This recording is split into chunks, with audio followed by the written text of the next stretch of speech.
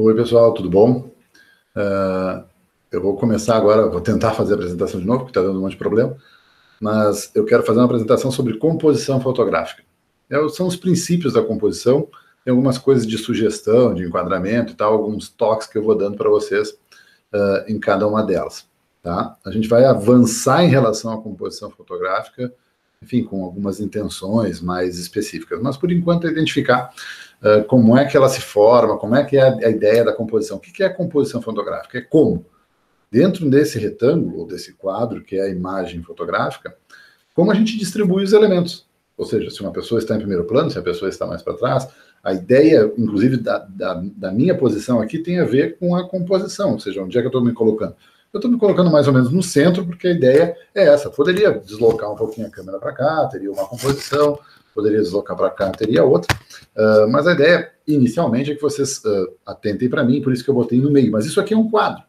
E nesse quadro a gente está distribuindo, digamos assim, da melhor forma possível, tá? Ou da melhor forma que a gente acredita, que às vezes tem a ver, inclusive, com os nossos sentimentos, com as nossas percepções. O que eu vou fazer agora, eu vou simular a tela para vocês e vou fazendo um comentário de cada uma delas, tá? Para que vocês possam analisar juntos. Vamos lá. Eu vou separar aqui para que a composição, a imagem possa aparecer, tá? Esta é então vocês estão vendo aí a apresentação. Eu vou dar um F5 para ficar mais fácil. Olha só, eu vou começar falando sobre o trabalho deste cara, o Henri Cartier-Bresson.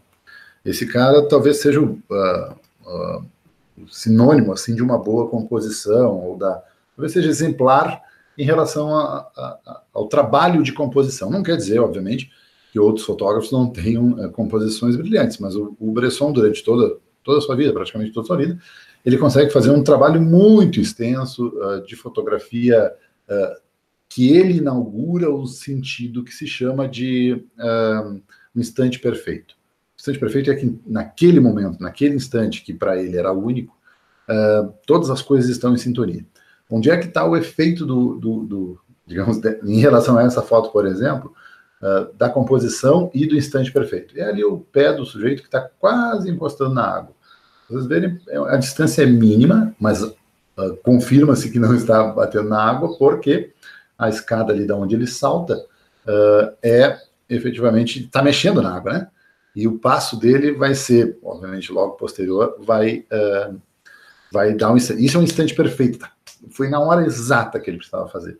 Vejam, a partir da imagem dele, distante da água, tem o reflexo dele que está colocado na água. Essa composição que está colocando esse sujeito e o seu reflexo à direita, tem um contraponto lá à esquerda, ó, vou tentar passar o mouse aqui, ó, aqui, onde ele indica, enfim, um cartaz que está colocado lá, e que a gente faz a relação entre essas duas figuras que estão espelhadas, no caso verticalmente, e aqui parecem ser duas figuras espelhadas horizontalmente. Mas a ideia toda da composição fotográfica. O que nós vamos passar agora são coisas mais primordiais em relação à sugestão da composição. Desenvolver as noções básicas de composição e enquadramento. Enquadrar já é composição, porque tu escolhe o que tu vai enquadrar. E exercitar esse sentido espacial como ferramenta de preenchimento dessa superfície que é bidimensional, ela não é tridimensional, ela tem ilusão de tridimensionalidade. Essa imagem, ela constrói, é do Bresson também, ela constrói uma relação interessante. O maior corpo, que está no primeiro plano, não aparece o rosto. Em contrapartida, a senhora que está segurando lá o jornal, ela tem no seu rosto, que talvez seja uma parte ínfima da própria foto, é o que dá sentido para toda a foto. É aqui que está colocado todo o olhar, que seja de reprovação, seja de inveja, seja de questionamento, mas o que ela tem é um olhar curioso em relação à moça que está sentada do lado dele. Então a gente sai aqui desse contexto, dessa imagem, volta para lá, por causa das linhas do banco, chega na senhora e a senhora remete o olhar de novo para cá. Como o olhar é muito forte, mesmo esse olhar aqui não precisa aparecer. Então a gente tem, na verdade, a evidência do corpo contra a evidência do rosto.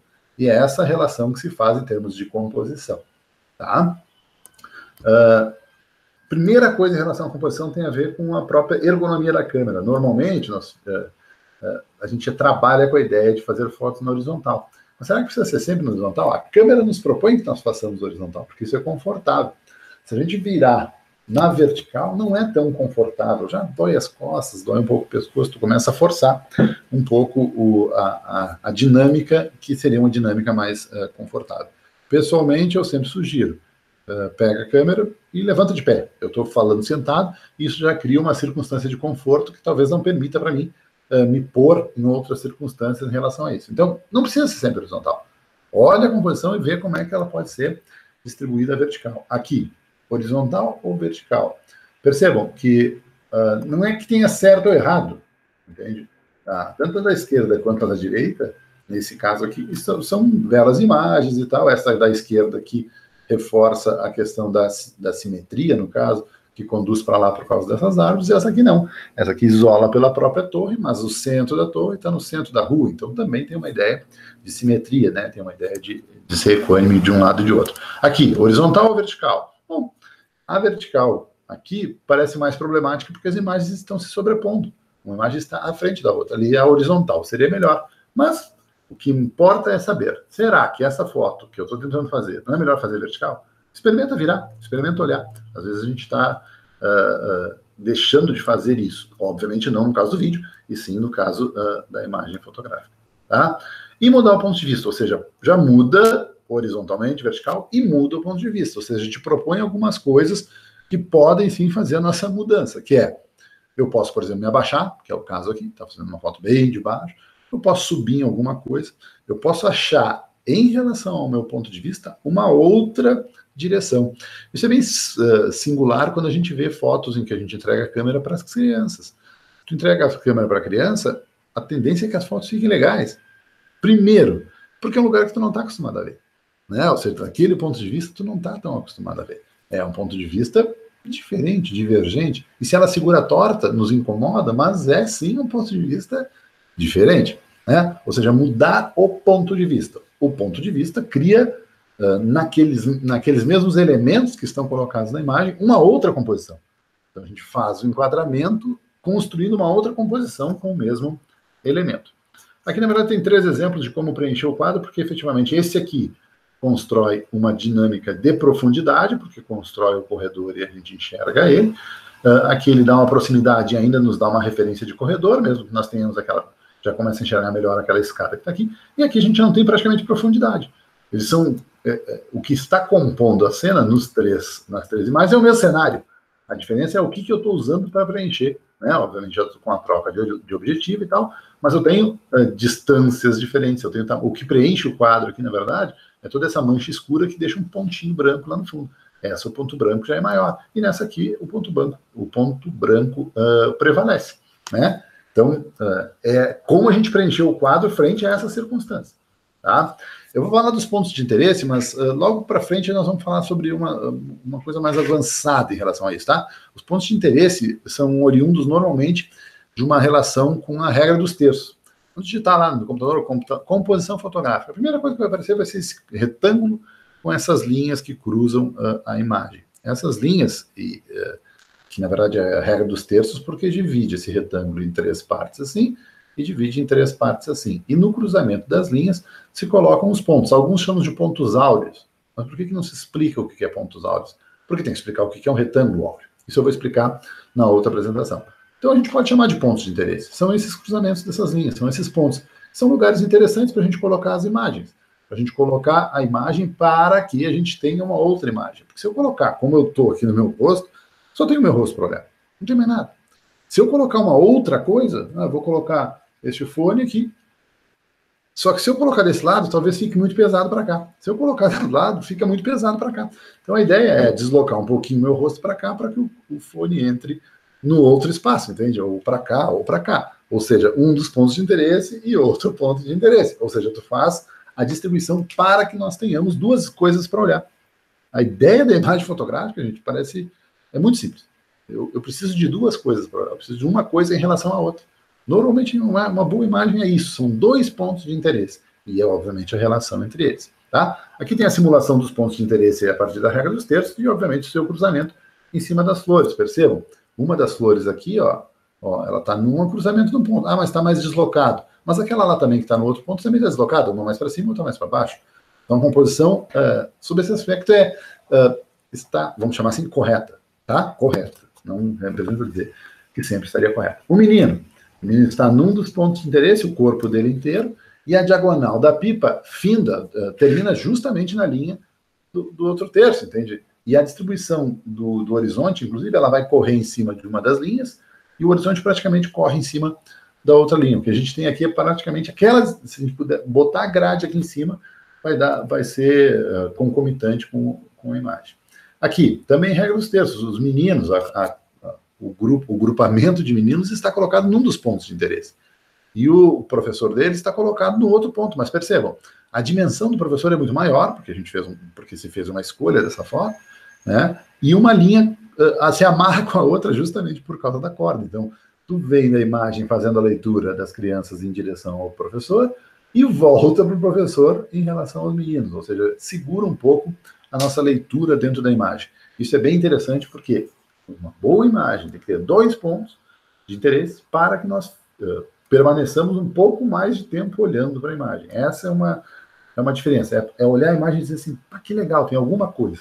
Eu chamo isso de desafio. A imagem lança um desafio para nós e a gente soluciona. E isso, para nós, cria um efeito, digamos assim, de um sentimento positivo em relação à qualidade. Aqui, regra dos terços. Vocês dirão, mas a torre não está colocada no ponto da regra dos terços. Não, não está. A luminária está, mas a torre lá no fundo não. Mas é porque isso aqui eu baixei de uma imagem desse Photo Search aí, que é um banco de imagens. O banco de imagens, ele oferece inúmeras fotos. Certo? Certo, seria a torre um pouquinho mais para a direita. Como é que o cara poderia fazer essa foto um pouquinho mais para a direita com a torre? Ele vai dar uns 2 ou 3 passos mais para a sua direita e isso vai afastar esses 2 elementos. Mas, isso é de banco de imagem. E essa área roxinha que está aqui, ou essa área que está aberta, normalmente é usada para colocar texto. Ou seja, faz uma relação entre eles e o texto, quando o texto precisa entrar na imagem, para dar essa noção, né, de equilíbrio na foto, tá? Então, foi deslocado por isso. No banco de imagens, você vai encontrar imagens que tenha também a torre separada. Eles colocam todas, um pouquinho mais para cá, abrindo espaço e tal, para que a circunstância seja útil. Aqui é fundamental, eu queria traçar com vocês uma ordem de leitura das imagens, tá? Efetivamente, a gente vai ler as coisas. Isso aqui também tem a ver com as regras dos terços, o rosto das estátuas e o corpo dessa primeira estátua está mais ou menos dentro de uma das linhas, né, das 2 primeiras aqui, e a torre está lá na outra linha, né? A relação aqui vai fazer relação, ou seja, esse lugar é perto da Torre Eiffel, enfim, é colocado ali na frente. Beleza? Em termos de leitura, tá, gente? Isso é importante entender como é que a gente faz uma leitura de uma imagem, biologicamente. A gente vai olhar primeiro para a imagem que está focada. Se ela estiver desfocada, a gente não vai conseguir concentrar sobre isso. Então a gente vai, primeiro, dar essa naturalidade para o corpo, porque isso é muito biológico, né? É o fato, a gente vai do biológico para o cultural. É biológico porque eu preciso olhar alguma coisa em foco. Depois a gente vai identificar formas humanas. Aqui está tudo em foco, né? Aí a torre está no foco e a estátua está no foco. Por que a gente olha primeiro para as estátuas? Não só porque ela está no primeiro plano, porque são formas humanas. A gente está sempre procurando formas humanas. A gente faz, como eu brinco, a gente antropomorfiza tudo. Quando tu olha, por exemplo, para as nuvens e fica tentando enxergar cara de ursinho ou avião, ou tu está enxergando na nuvem algum rosto, né? Cara de urso, cara de pessoa, cara de velho. Tu está enxergando uma pessoa, tu está tentando enxergar. Por quê? Porque a gente passa a vida toda olhando para o rosto das outras pessoas. E depois, ou seja, foco primeiro, depois forma humana, depois as formas culturais, ou seja, a gente está fazendo um caminho em direção às questões arbitrárias que são culturais. Aí a gente vai, obviamente, olhar as 2 imagens que são mais culturais aqui, que são o texto e a torre. Só que o texto é a próxima leitura, porque o texto exige de nós uma leitura mais rápida para que a gente possa fazer a interpretação, e isso está muito arraigado. Identificar a Torre Eiffel aqui, que também é bem arraigado, mas se fosse uma outra escultura, talvez a gente não enxergasse, não identificasse tão bem. Então, o texto nos dá referência. Então, o MURP ali, que está escrito na estátua, eu realmente não sei o que quer dizer, mas eu fico curioso em relação a isso porque eu leio, porque está no foco. Então, está no foco, pessoas, texto. E aí depois, sim, as outras formas culturais. E esse texto amarra ou ajuda a construir, digamos, o andamento da leitura da imagem, tá? Eu brinco muito com a ideia, com 2 suposições e tal, vou dar uma suposição, um mendigo dormindo na frente do Banco do Brasil. Pode fazer a foto só do mendigo, fechado só nele, ou pode fazer... Agora, se tu abrir e colocar, por exemplo, Banco do Brasil e o mendigo dormindo na frente, tem mais sentido, ou tem uma ironia colocada aí. Se tu separar, por exemplo, o mendigo está dormindo mais embaixo da palavra banco, o morador de rua, enfim, morador de calçada, ele está morando mais embaixo do banco, aí tu pega e fotografa na vertical o homem, enfim, o mendigo ali dormindo, e a relação dele com a palavra banco. Né? Mais ainda, bota ali, não mexe no mendigo, mas bota no teu enquadramento o mendigo e a palavra Brasil. Vai fazer outra relação. Então, tu vai olhar o que está no foco, depois vai olhar para o mendigo, depois vai olhar para aquele texto e vai fazer relação entre eles, o que cria para nós um sentido ampliado. Tá? Só para fazer uma relação de ordem de leitura. Usar a profundidade de campo é porque, assim, ó, a gente pode... Aqui nós estamos utilizando o primeiro plano. É tipo assim, ó, o que tu quer mostrar? Alguma coisa tem que ter evidência. Eu não posso botar as duas coisas iguais. Alguma coisa vai ser mais evidente que a outra. Alguma coisa vai se destacar. Se a gente está colocando os dois elementos aqui, eu e o fone, em princípio, o destaque maior é para mim. Então o fone pode ficar um pouco mais longe. Porque se eu botar o fone aqui, ó, talvez eu esteja querendo que vocês tenham atenção sobre mim e estou colocando um elemento na frente para vocês olhar. Então é duas coisas. E as duas coisas que podem ter relação, e tem, são concorrentes nesse caso. E aí é incongruente, porque eu estou mostrando uma coisa e estou querendo que vocês prestem atenção em mim. Tá? Ok? Então, trazer para o primeiro plano é basicamente uma ideia de atenção. É isso que eu quero que vocês olhem. Certo? Aí, tu desfoca o fundo se tu quiser. Tu usa baixa obturação, aqui ele colocou no primeiro plano um elemento de baixa obturação para fazer a relação com a imagem lá de trás. Ó, bota esses objetos mais perto. Entende? Aqui nós estamos fazendo uma relação entre um menino e outro. Se não tivesse aquele outro menino lá atrás, ou aquela outra criança, a gente não faria uma relação tão precisa sobre o fato de que ele está se preparando para arremessar a bolinha. Então, colocar o objeto no primeiro plano é para dar esse destaque. Aqui também, ó, colocado no primeiro plano algum outro objeto, que nesse caso aqui emoldura o que está colocado no fundo. Entende? Ou seja, eu identifico minimamente a grade. Isso é importante. A quantidade de desfoque, porque poderia desfocar mais essa grade aqui, nem vocês abrem o diafragma, vai desfocar mais a grade. Mas quando desfocar muito, tu não enxerga nem ela como grade. Então tu desfoca, porque tu não vai conseguir olhar, e tu vai achar onde está foco. Onde é que está foco? Lá no fundo. Onde é que está? Principalmente naquelas duas formas humanas que estão mais, enfim, separadas dos outros. Aqui estão muito juntos. Então isso aqui é o grande ponto dessa imagem. Tá bom? Aqui, também traz para o primeiro plano aquela pessoa que é mais de destaque, e eu gosto de brincar com essa relação da foto, porque o menino está colocado no foco, ele parece maior do que o sequestrador dele que está lá atrás. Não estou brincando, não é a síndrome de Estocolmo. Por que aquele sujeito que está lá atrás é o pai dele, né? Ou seja, a gente faz uma relação cultural entre eles. Poderia ser um sequestrador, poderia ser alguém que está cuidando da criança, ou tá, né? Pode ser outra pessoa, mas enfim. É ele e o pai. Eu só estou questionando o fato da nossa relação cultural com as imagens. O menino está em primeiro plano porque nós queremos mais destaque para ele do que para o pai lá no fundo. Então coloca um no primeiro plano e outro não. Mas temos dois elementos, temos uma ração e o pai não está tão desfocado a ponto de a gente não poder enxergá-lo. Como exercício, enfim, nós vamos analisar mais, mas exercício. Como é que tu pode te posicionar para que essa coisa fique de uma maneira diferente? Te posiciona mesmo. Escolhe o ponto de vista como determinante, mas escolhe o ponto de vista em função de algumas coisas. Circula ele. Então esse é o objetivo, circula. Dá a volta nele, entende? Olha ele por todos os ângulos. É mais ou menos como se a gente pegasse determinado produto e enxergássemos ele sempre do mesmo ângulo. Ou seja, essa é a imagem que nos aguarda. Mas será que assim já não é outra coisa? Será que assim já não é outra coisa? Entende? Circula, obviamente, o objeto se ele for grande o suficiente, ou manipula ele a ponto de conseguir um ponto de vista que seja mais interessante mexendo no objeto. Chega perto dele. Chega perto para olhar, porque na verdade às vezes a distância nos cria o próprio sentimento de, talvez a gente não consiga nem circundar, mas cria um sentimento mais estereotipado, ou seja, eu olho a torre dessa distância, mas como é que ela é de perto? Inclina ela, porque na verdade a nossa tendência é fazer tudo na horizontal, pode inclinar, testa, né? Testa para ver como é que fica, né? Dá um incômodo? Dá, mas esse incômodo é que faz com que a pessoa fique um pouquinho mais olhando para fora, tá? E emoldurar é uma estratégia bem interessante, bem simples de fazer, ou seja, é procurar aquele elemento que tu sai para fora da janela para tentar fotografar, fotografa através da janela. Ou seja, coloca aquela moldura que se impõe, obviamente faz a janela aparecer, que é uma moldura que marca o próprio elemento.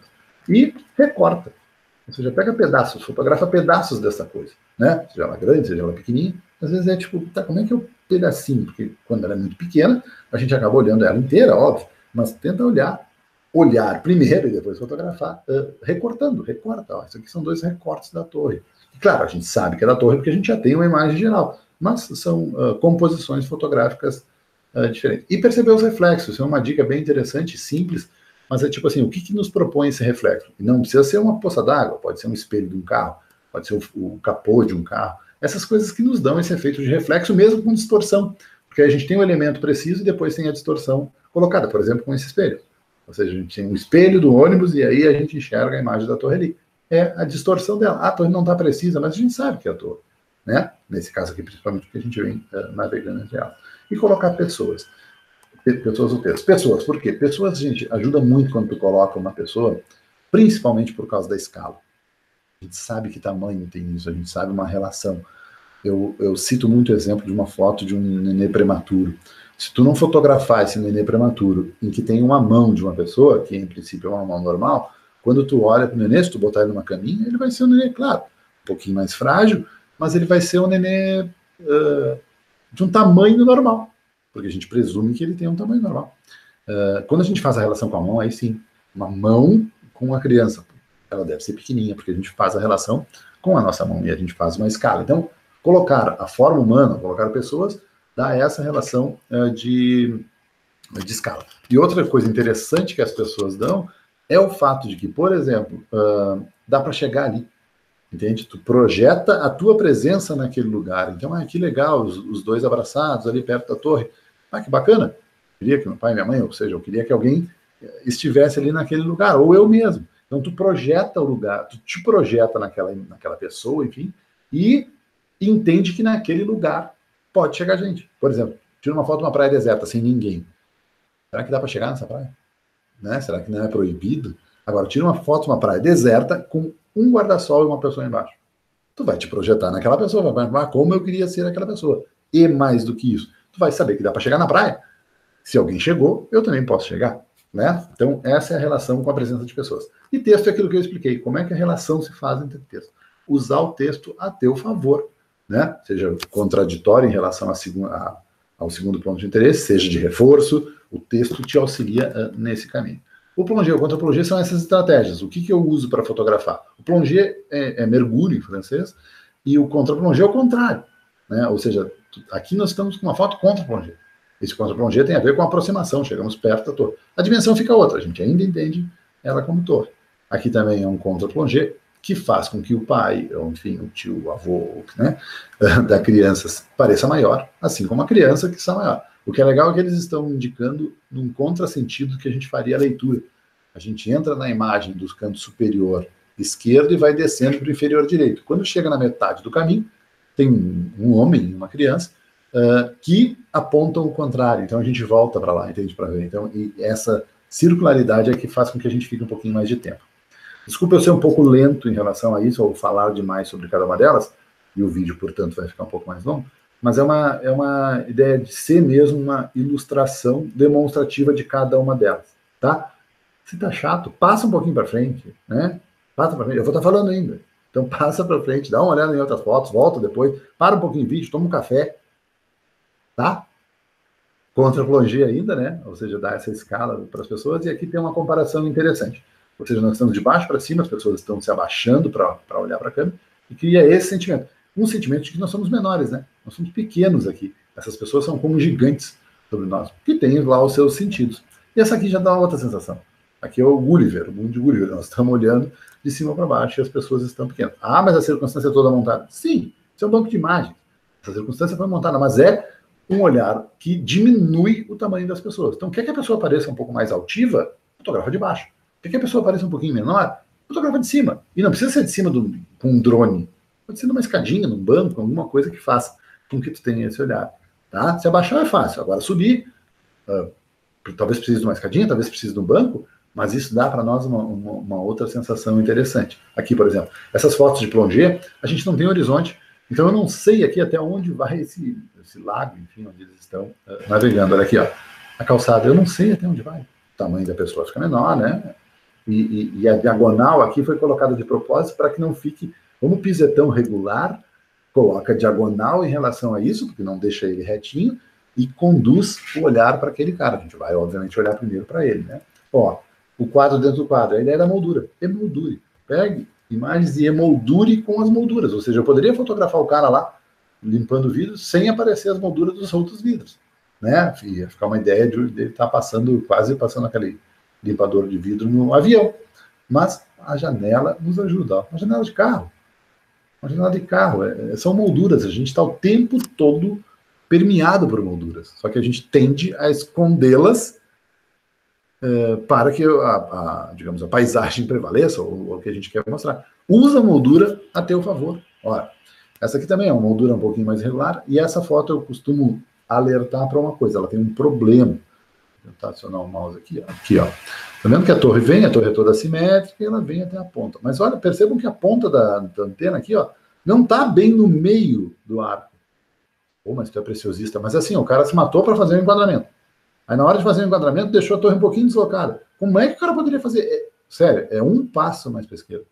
Se ele der meio passo mais para a esquerda, é capaz dele botar a torre no lugar certo. De botar ela bem no meio, para criar bem a ideia da simetria, que é o que ele está propondo aqui. Entende? Então, são esses pequenos detalhezinhos que fazem o preciosismo da imagem. Aqui é uma moldura irregular para uma coisa que tu espera que ela suba, mas na verdade aqui ela está descendo. Mas tu identifica minimamente como uma poça d'água, e a irregularidade da volta em contraponto da linearidade do prédio. Tá? Coloque em destaque seu objetivo, ou seja, evidencia o que tu quer mostrar. Eu quero mostrar o rosto ou quero fazer uma propaganda da Sony? Para fazer a propaganda da Sony, não coloca mais perto. Ou evidencia, ou coloca foco ali. Mas evidencia na tua composição. Diz o que tu quer. Diz o que tu quer mostrar em primeiro, diz qual é a segunda relação. Entende?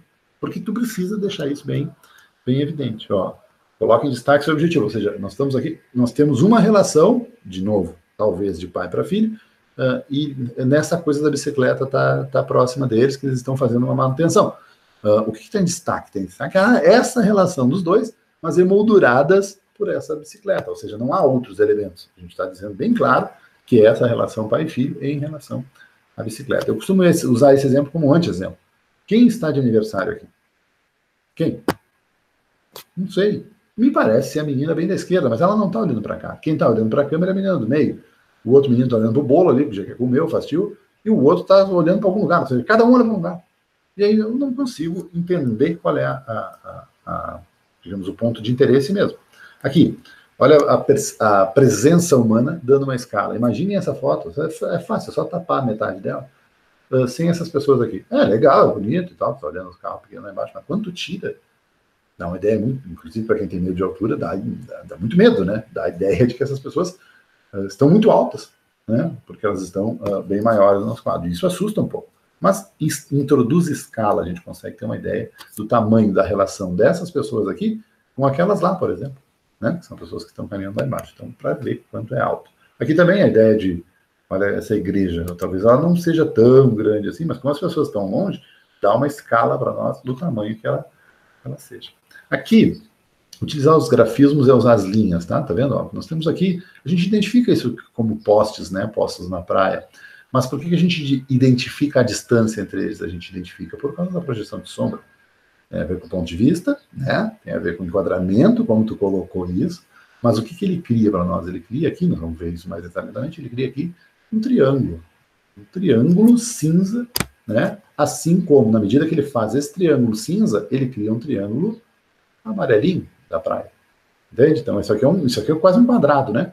Essa mancha aqui é um quadrado, que gera dois triângulos que são um outro quadrado. Mas isso tem a ver com a composição das linhas. Percebam? A ideia da cadeira, que cria uma diagonal, né? Por que isso está na diagonal? Porque normalmente, gente, a ideia do horizontal dá estabilidade. Como uma cadeira é super estável. Sim, uma cadeira é estável. Aí tu bota ela na horizontal, ela vai ficar mais estável. Aqui tem uma questão da dinâmica mesmo, de deixar essa imagem que tenderia a ser repouso, para ter uma imagem um pouquinho mais dinâmica. Olha aqui a constituição das linhas. Ela vem, entra, ela sai do quadro aqui, a gente imagina, inclusive, que tem a continuidade esse banco, mas ele cria um desenho da condução das linhas. Aqui a sugestão em relação à construção, em relação à perspectiva. Quando tu vai fotografar as pessoas, e tu fotografa elas em grupo, normalmente tu vai fazer elas perfiladas, como se elas fossem, a gente chama de pelotão de fuzilamento. Não precisa ser assim. Pode ser, mas não precisa. Se tu mudar a ordem de fotografar em perspectiva, tu cria uma outra relação. Sugestão, para corrigir o problema, se tu quer fazer uma foto, entre aspas, séria, tu coloca os menores primeiro e os maiores lá atrás. Porque aí não fica tão dispar, entende? O menor que está aqui na frente vai ficar um pouco maior, e o maior que está lá atrás vai ficar um pouco menor. Então eles ficam mais ou menos do mesmo tamanho. Agora imagina um sujeito muito grande aqui no primeiro plano. Ele está muito grande, aí tu bota um pequenininho lá no fundo, vai ficar minúsculo. Claro, se isso é a tua intenção, beleza, tu quer fazer, brincar com a ideia de que o último é muito pequenininho. Então bota um cara de 2 metros no primeiro plano e vai botando os outros lá, até o ponto dele ficar minúsculo lá atrás. Mas trabalhar com a ideia de perspectiva. E aqui também é uma ideia de perspectiva, e aqui sim em relação ao espaço, a condução desse olhar. A perspectiva funciona muito melhor com a grande angular. Tá? Criar perspectiva funciona melhor com a grande angular. Colocando as coisas na diagonal, não precisa ser sempre na horizontal, ou seja, nós temos aqui um campo que é separado por uma diagonal, né, e o contraponto, obviamente, é o balão, mas tem triângulos colocados aqui num ambiente que parece ser bem estável. E olha aqui, diagonal dos ambientes. Você já coloca as coisas na diagonal. Mas, atenção, se é para ser na diagonal, coloca na diagonal mesmo, não tenha medo. Entende? Vira mesmo, põe na diagonal. Porque senão tu tende a ser tímido. Essa é a questão. Arrisca, não está perdendo nada. Tá? E aqui, uma outra diagonal, só que uma diagonal curva. E eu queria alertar vocês para o trabalho desse fotógrafo, que é um porto-alegrense muito, muito legal, assim, um cara que tem um trabalho muito consolidado, tem várias fotos em exposições da Pirelli, tem no Margs, ele tem a coleção dele já foi adquirida por aí, é um amigo meu e tal, mas é um cara muito, muito legal, assim, e o trabalho dele é muito bacana. Tá? Então, ele só trabalha com fotografia preto e branco, e trabalha, obviamente, com essas coisas do plongista, mas trabalhando com uma composição o mais precisa possível. Detalhes que eu gosto e que vocês podem perceber aqui, por exemplo. Ó. Tá vendo a linha que vem daqui? Ó, essa linha que vem, que passa na pessoa, que a gente enxerga, obviamente. Olha onde é que a linha termina. Bem no canto do quadro. Se a diagonal se estabelece assim, faz ela terminar bem no canto. Termina bem no detalhezinho. E esse é o ponto principal da imagem, entende? Esse ponto. Poderia dizer, não, mas esse canto aqui, essa janela não tá. Poderia fazer um corte aqui.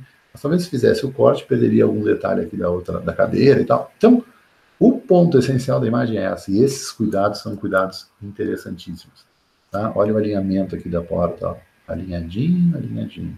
Né? E claro, a forma humana está colocada aqui, né? Está colocada aqui como escala, aqui como, talvez como escala, mas também com a ideia da presença de um movimento para uma coisa que é tão dinâmica. Aqui ele tira as pessoas, mas a foto dele tem uma composição interessante, porque tem essa relação do rio ali com o céu. Percebam que o céu está tão escuro, né? Tem uma sugestão que eu dou para vocês, pode até ser com o celular. Vocês fotografam a imagem, na hora de fotografar, colocam um pedacinho de papel celofane na frente da lente. O céu tem que ter uma parte azul e tem que ter nuvens, senão não resolve. Mas o céu vai escurecer quando vocês converterem para preto e branco. Se o celular de vocês já tira a foto preto e branco, experimenta já fazer a foto no PB. Se não, fotografa com o celofane vermelho e depois coloca um filtro preto e branco. Vocês vão ver que o céu vai ficar bem escuro. Se tiver essas nuvens assim, brancas, que essas cúmulos e tal, vai dar um efeito muito legal. Isso é uma dica, tá? De experiência. Aqui outro trabalho do Leopoldo, que tem o Leopoldo tem uma característica também crucial, é sempre fotografa em preto e branco e sempre consegue nas suas imagens todos os tons de cinza, todos os tons, desde o branco mais puro ao negro mais fechado, e tem todas as graduações. Isso é interessantíssimo, tá? No trabalho dele. Ó, mas tem todo um rigor, tá tudo alinhadinho. Ele é um arquiteto, então ele tem um primor para cuidar dessas coisas e, obviamente, das tonalidades. Eu recomendo vocês darem uma pesquisada. Eu vou mandar um link do trabalho dele para vocês também, mas deem uma olhada no trabalho dele, porque é um trabalho muito, muito, muito interessante. Tá? Leopoldo Plentes. Ótimo. Então, acho que é isso. Falei muito? Falei. Deem uma olhadinha com calma nesses tipos de composição, e o que eu vou pedir para vocês é simples, é só tentar fazer algumas imagens na horizontal e algumas na vertical para ver como é que fica.